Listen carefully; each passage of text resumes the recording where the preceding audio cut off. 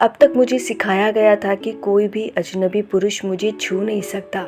अगर कोई छूने की कोशिश भी करे तो मैं जोर से चीखूं, विरोध करूं, लोगों को बताऊं। लेकिन शादी के बाद वही स्पर्श जो पहले गंदा था अचानक सही हो गया, सिर्फ इसीलिए क्योंकि अब वह मेरा पति था। शादी हो चुकी थी, अब मैं उस घर में थी जिसे मेरा नया संसार कहा जा रहा था। लेकिन मेरे लिए यह कोई नया संसार नहीं था, बल्कि एक और बंद दरवाज़ा था जिसके भीतर मुझे धकेल दिया गया था। सारी रस्में खत्म हो गई और फिर वह रात आई जिसका नाम ही मेरे लिए अजीब था, सुहाग रात। सुहाग रात ये उन लोगों के लिए है जहाँ दो व्यक्ति एक दूसरे को अच्छे से जानते हैं, समझते हैं, पर उनके लिए नहीं जो बिल्कुल अजनबी है। मुझे बताया गया था कि यह एक नई शुरुआत होती है, लेकिन मैं इस नई शुरुआत को लेकर बिल्कुल भी उत्साहित नहीं थी, बल्कि मेरे अंदर एक अजीब सा डर बैठा था। कमरा सजा हुआ था, बिस्तर पर फूल बिखरे हुए थे और मध्यम रोशनी पूरे माहौल को रोमांटिक बना रही थी। शायद यह सब उसके लिए था जिसने मुझे कभी जाना तक नहीं, लेकिन अब वह मुझ पर अपना अधिकार जताने वाला था और यह सारे बंदोबस्त उसके लिए थे। कमरे में इत्र की गंध थी और वह गंध जो आज तक मेरे लिए दुर्गंध बनी हुई है। वह अंदर आया, मैं बिस्तर पर चुपचाप बैठी थी। उसने धीरे से दरवाज़ा बंद किया और मेरी ओर बढ़ा। मैं महसूस कर सकती थी कि उसके कदमों में उत्सुकता थी, चाहत थी, लेकिन मेरे अंदर बस एक घुटन थी। वह मेरे करीब आया और मेरे घूंघट को हटाया। उसके चेहरे पर एक अजीब सी खुशी थी, जैसे उसने कोई इनाम जीत लिया हो। अब तो मैं तुम्हारा पति हूँ, कैसा शर्माना, उसने कहा। मैंने कुछ नहीं कहा। मेरे अंदर तो हजारों सवाल उठ रहे थे। क्या इसी पल के लिए मुझे इतने सालों तक तैयार किया गया था? क्या अब मेरी ज़िंदगी का बस यही मतलब रह गया था? उसने धीरे से मेरा हाथ पकड़ा।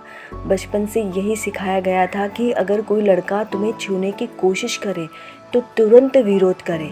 लेकिन अब वही लोग जिन्होंने यह सिखाया था और चाहते थे कि मैं उसे छूने को सहज मान लूं, उस समय मेरे लिए उस पराये लड़के और इस लड़के में कोई अंतर नहीं था। उसका स्पर्श मुझे असहज कर रहा था। मेरा मन कह रहा था कि मैं पीछे हट जाऊं, खुद को बचा लूं, लेकिन मैं जानती थी कि इस बार बचने का कोई रास्ता नहीं था। मैं डर नहीं रही थी, मैं घुट रही थी, किंतु यह बात उस वक्त किसी से कह नहीं सकती थी। उसने मुझे अपनी ओर खींचा और मेरी सांसें तेज हो गई। यह वही छी वाला स्पर्श था जिससे मुझे हमेशा दूर रखा गया था, पर अब इस पर मेरा कोई नियंत्रण नहीं था। मेरे लिए अभी भी वह एक अजनबी था। मुझे याद आया कि जब स्कूल में किसी लड़के ने मेरा हाथ छू लिया था तो घर में कितना हंगामा हुआ था, लेकिन अब जब एक अजनबी मेरा पूरा वजूद अपने कब्जे में लेने को तैयार था तो कोई कुछ कहना वाला नहीं था। पर मेरे लिए यह स्पर्श कभी भी सामान्य नहीं हुआ। लेकिन अब जब हर रात मुझे यह सब सहना पड़ता था, हाँ सहना पड़ता होगा हर उस लड़की को, पर खामोशी से।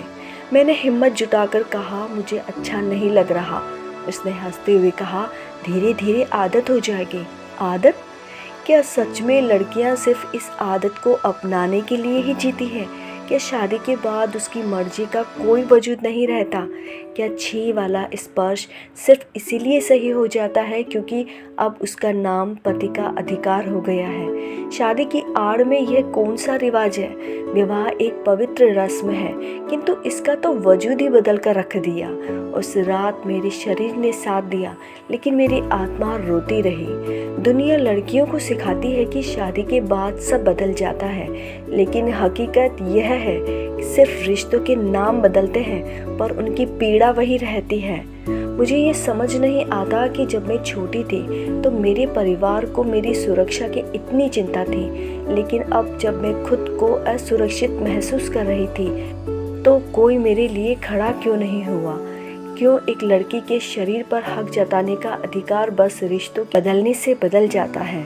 मुझे नहीं पता कि इस सवाल का जवाब मुझे कब मिलेगा।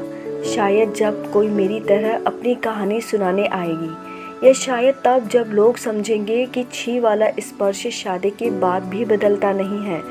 उन्हीं घर वालों ने जिन्होंने मुझे ज़िंदगी भर सिखाया था कि कोई लड़का तुम्हारे करीब न आए, अब चाहते थे कि मैं पूरी तरह एक अजनबी के साथ अपनी पूरी ज़िंदगी बिताने के लिए तैयार हो जाऊं।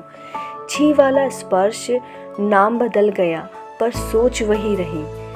मुझे इस रिश्ते के लिए मानसिक रूप से तैयार होने का कोई समय नहीं दिया गया।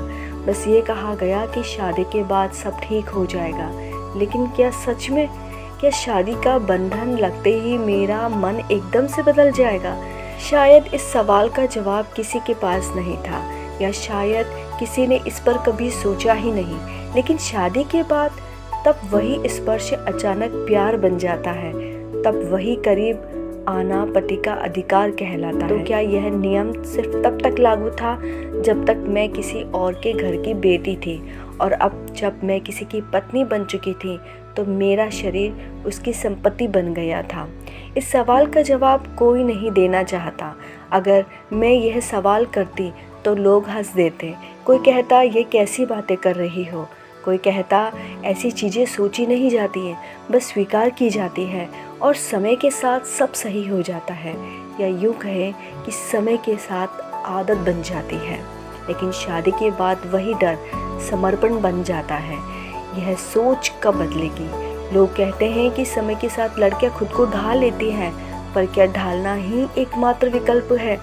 क्या यह ज़रूरी नहीं कि लड़कियों की भी इच्छा पूछी जाए, कि उन्हें भी यह अधिकार मिले कि वह कब, कैसे और किसे अपने करीब आने दे?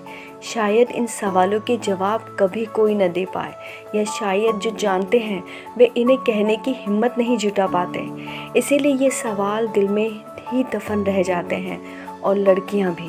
समय बदला ज़रूर है, पर आज भी कहीं कुछ दफन है उन लड़कियों से पूछना जिनकी शादियां कुछ ऐसे ही हालातों में हुई है और मजबूर हो गई कि यह सब करना ही पड़ेगा इज़्ज़त की खातिर। पर किसकी इज़्ज़त? उन लड़कियों को भी चुनने दो अपना जीवन साथी। शायद आपसे अच्छा और समझने वाला वो ही अपने लिए चुन ले। कि 40 साल की महिला की पति द्वारा ज़बरदस्ती बनाए गए शारीरिक संबंध के दौरान मौत हो गई। मरने से पहले उसने पुलिस को बयान दिया था कि उसके पति ने उसके साथ क्या किया था। पोस्टमार्टम रिपोर्ट ने भी इस बात की पुष्टि की, लेकिन कोर्ट ने पति को रिहा कर दिया।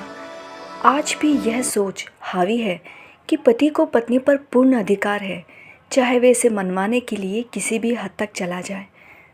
एक महिला ने खुद कहा कि उसे ज़बरदस्ती सहना पड़ा।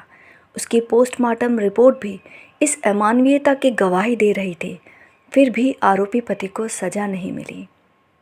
समाज में अक्सर एक अच्छे लड़के को परिभाषित करने के लिए उसकी दौलत, ऊंची नौकरी और प्रतिष्ठित पद को ही मापदंड बना लिया जाता है। लेकिन क्या एक अच्छा जीवन साथी चुनने के लिए सिर्फ यही पर्याप्त है? क्या यह ज़रूरी नहीं कि वह एक अच्छा इंसान हो, अपनी पत्नी को समझने और सम्मान देने की योग्यता भी रखता हो? हर समस्या के लिए समाज और कानून को दोष देना आसान है, लेकिन कुछ जिम्मेदारी माता पिता की भी बनती है। जब वे अपने बेटे के लिए वर चुनते हैं तो क्या वे देखते हैं कि वह लड़का उसे समझने की क्षमता रखता है या नहीं? क्या वह केवल एक पति बनने के योग्य है या एक सच्चा साथी भी हो सकता है? यदि ये कहानी आपको अच्छी लगी तो प्लीज़ लाइक और शेयर ज़रूर करें और सब्सक्राइब भी करें। धन्यवाद।